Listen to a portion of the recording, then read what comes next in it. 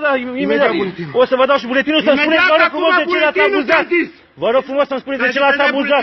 Imediat vă dau și buletinul. Trage mașina de dreapta, să treci să stai. Deci vă rog frumos să știu de ce este abuzat fratele meu, da? Buletinul. Ca să treacă mașina, ca băiatul să treacă, da?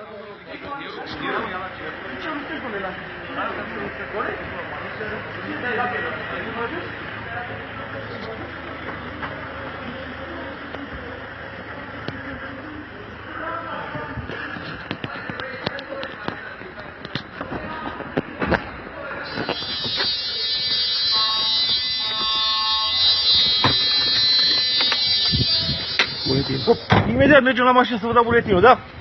Și vă rog frumos să-mi spuneți de ce a fost abuzat, da? Imediat.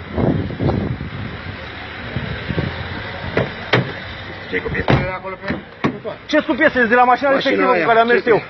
Cum care? Ce mașină? Este a mea, da.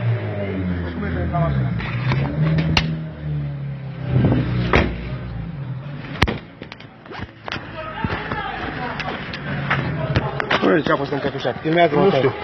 Da, imediat. refuzați să se legitimeze. Da, și dacă nu are buletinul la el?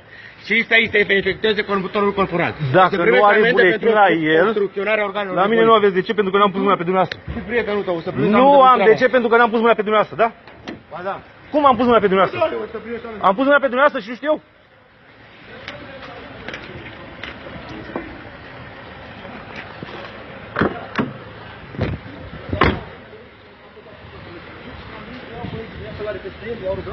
Da, mă, nu-i problemă, las că nu-i problemă. El păzea doar sculele de la mașină, da? Atâta făcea.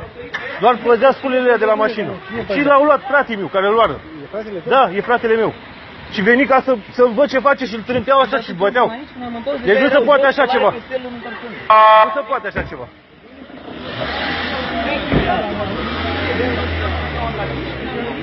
Hai mă la secție. Deci nu se